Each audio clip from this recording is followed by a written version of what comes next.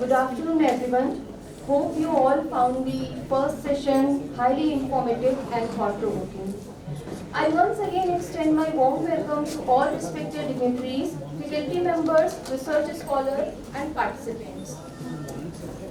It is my privilege to invite our respected Dr. Srijan Kumar Singh sir and Dr. Gagandeep ma'am to kindly come forward and felicitate our esteemed resource person, Professor Ashish Kumar Srivastava, with a plant and a memento as a token of our gratitude and warm welcome.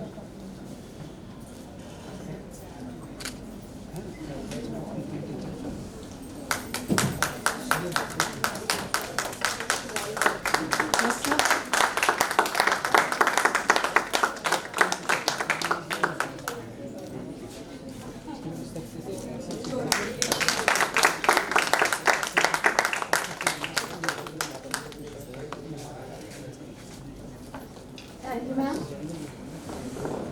It gives me immense pleasure to introduce our distinguished speaker for this session. Professor Ashish Kumar Srivastava is a professor at Faculty of Law, University of Lucknow, with over 17 years of rich academic and professional experience. He is gold medalist in LLM and earned his PhD in law from National Law University, Jodhpur. His area of expertise include commercial law, corporate law, cyber law, intellectual property rights, and competition law.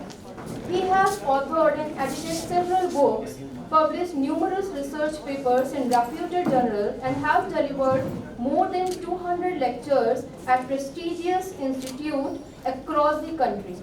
Today, he will be sharing his expertise on the topic, understanding various aspects of cyber law. With great honor and pleasure, I invite Professor Ashish Kumar Srivastava to deliver his enlightening session. Sir, the stage is all yours.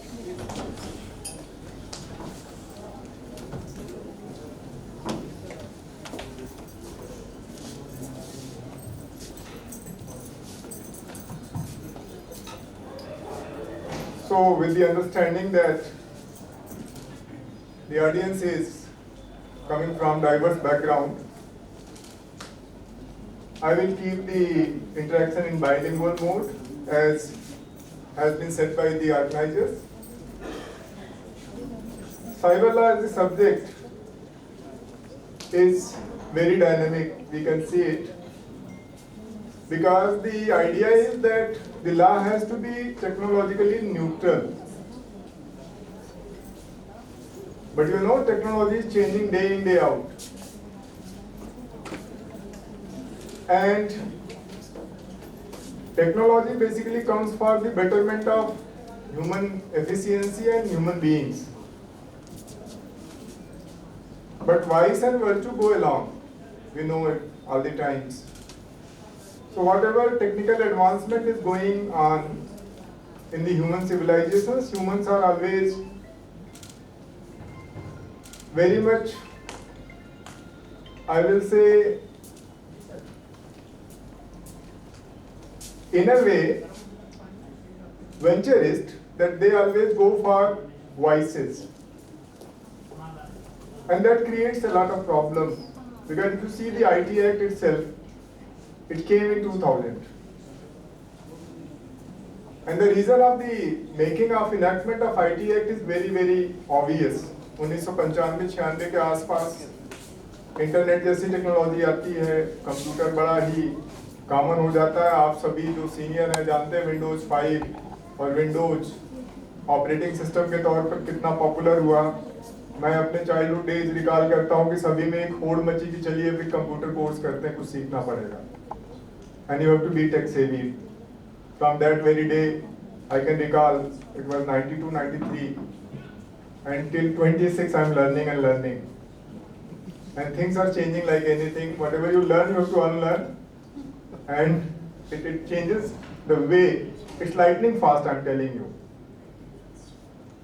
अब इसमें समायोजन करना है इस विधि का, लेकिन आपको जानकर हैरानी होगी ये विधि उस उद्देश्य के लिए नहीं बनाई गई जिस तरीके से आज इसका अनुप्रयोग हो रहा है, जिस तरह से इसका एप्लीकेशन आज है.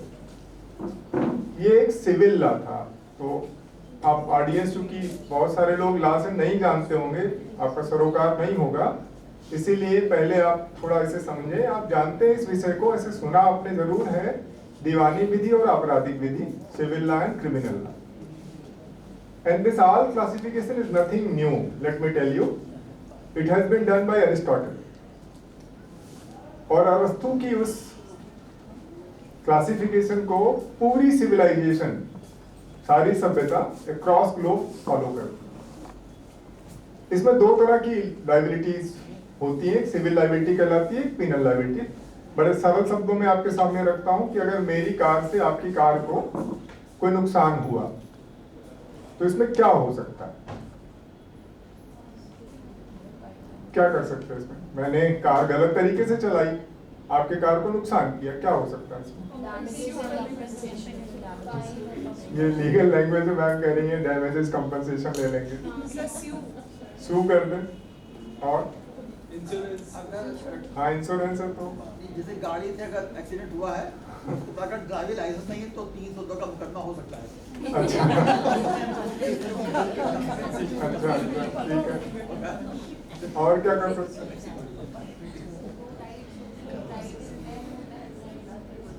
Right in have right in person, आप सब बहुत जानकार।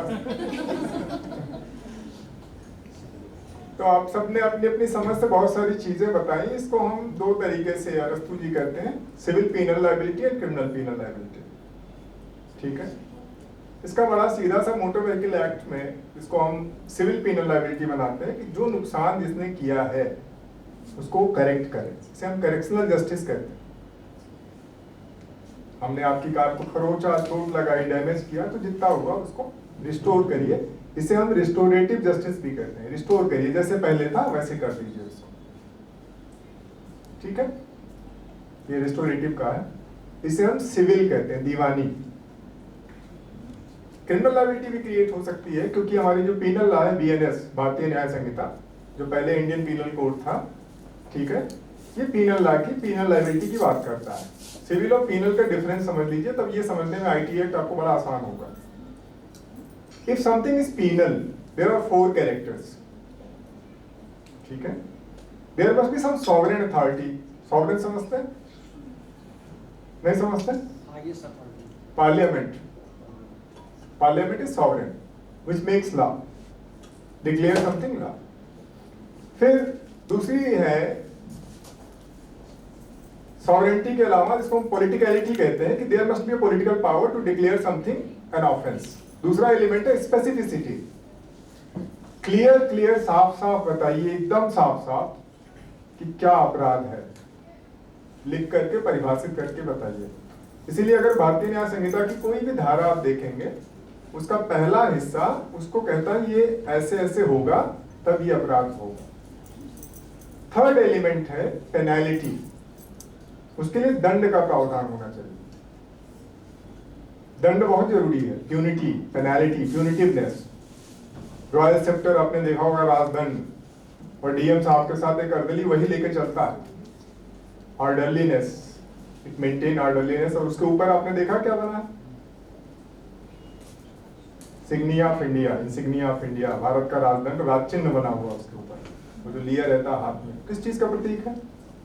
Sovereign power. If you don't obey law, I will make you obey. ठीक है, अवज्ञा आप नहीं कर सकते, आपको आज्ञा का पालन करना है, ये संसद ने बनाया, आपको मानना है। और चौथा और फाइनल एलिमेंट है यूनिफॉर्मिटी।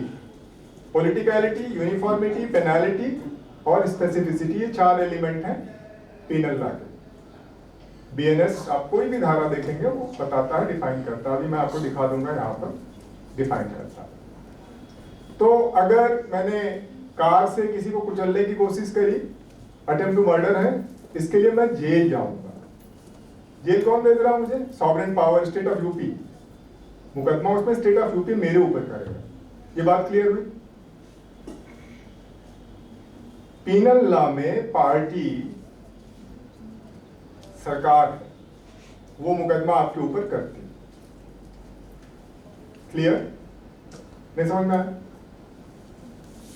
जैसे समझिए आप इस चीज को, मैं अपनी कार से किसी को कुचलने का प्रयास करता हूं, अगर क्रिमिनल लॉ में FIR लिखी जाएगी तो किसके बनाम किसके लिखी जाएगी?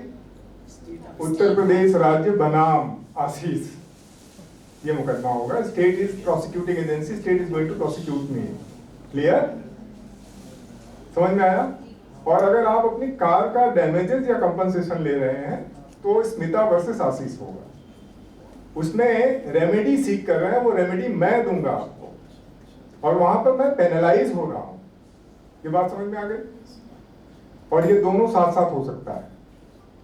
That's very surprising. You can go for civil action as well as criminal action concurrently. It goes hand in hand. ये अल्टरनेटिव चॉइस नहीं है, ये साथ साथ हो सकता है। क्लियर? नहीं समझ में आया? आई शुड एक्सप्लेन मोर। जैसे आपको मैं एक छोटा एग्जांपल देता हूं। इन दिनों कैंपसेस में सेक्सुअल हैरेसमेंट के इश्यूज बहुत ज्यादा है। इसके लिए सिविल और पीनल दोनों एक्शंस हो सकते हैं। आप पोस्ट के बारे में जानते हैं? जानते हैं ना?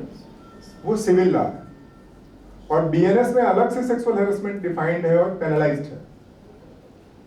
ये दोनों हो सकता है एक साथ। बात समझ में आई? If any staff is harassing any female in the campus, there can be a complaint in ICC. At the same time, an FIR can be lodged in BNS.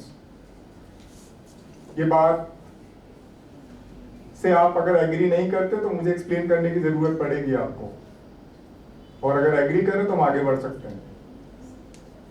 सभी लोग एग्री करते हैं इस बात से? Civil law and penal law are not alternative, they go hand in hand and the both can be put in action at the same time. समझ में बात आ गई? नहीं? कन्विंसिंग नहीं हो रहा, आप कन्विंस नहीं हो रहे, चेहरे से नहीं समझ में आ रहा है कि आपको समझ में ये बात नहीं आ रही है। आ रही? ठीक है, तो चलिए फिर। अब सिविल लॉ में 3 पार्ट है। सिविल लॉ में अगर आप देखिए, सिविल मतलब होता है जो 2 लोग सभ्य तरीके से कर सकें। What 2 individuals can do in a civil way, कूथ वे।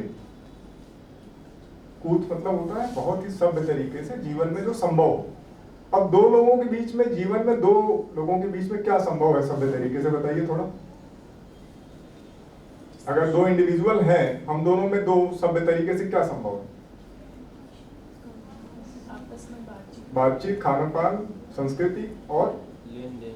मैं बता रहा हूँ 3 ही चीज संभव है, उसी में सब कुछ है। विवाह, मैरिज, 1 कॉन्ट्रैक्ट।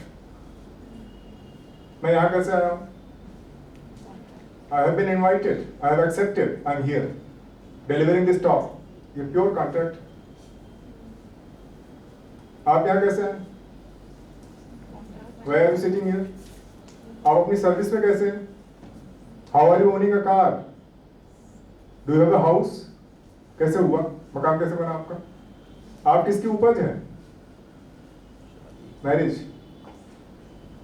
सिर्फ 3 चीजें आपकी लाइफ में और कुछ भी नहीं। मैरिज, कॉन्ट्रैक्ट और एक तीसरा वो डार्क पार्ट है, वो हम थोड़ा सा किनारे कर देते हैं, रिस्टोरेटिव जस्टिस। कुछ कोई नुकसान करेगा तो उसको ठीक करना पड़ेगा, वो डार्क का पार्ट है। यही सिविल लाइफ है, और सिविल के सारे मुकदमे यही 3 हैं। ठीक है, अब आते हैं IT एक्ट पर। IT एक्ट करता क्या है? Sir what is your name? आपका नाम, कोई भी नाम, आपका नाम। विशाल। कैसे प्रूव करेंगे? डॉक्यूमेंट्स से। दिखाइए document. Show me document. ID card से। दिखाइए दिखाइए। Show me document, any document. Do you have any document to your proof? Any single document? आप सभी किसी के पास है कोई डॉक्यूमेंट? मेरे पास है एक, मैं दिखाता हूं आपको। मेरे पास मेरा आधार कार्ड है, ये देखिए। आप सभी थोड़ा गूगल अपना खोलिए, गूगल और डॉक्यूमेंट की परिभाषा देखिए भारतीय साक्ष्य अधिनियम में। ये देखिए आधार कार्ड में डॉक्यूमेंट डिफाइंड इन BSA, भारतीय साक्ष्य अधिनियम। Any expression upon any substance in any medium is a document. Any expression upon any substance in any medium is a document. Any expression upon any substance in any medium is a document. I am repeating time and again. any expression upon any substance in any medium is a document. मिल गया आपको? देखिए definition Google में यही है। भारतीय साक्ष्य अधिनियम में डॉक्यूमेंट की परिभाषा, document definition of document is BSA, any expression upon any substance in any medium is a document.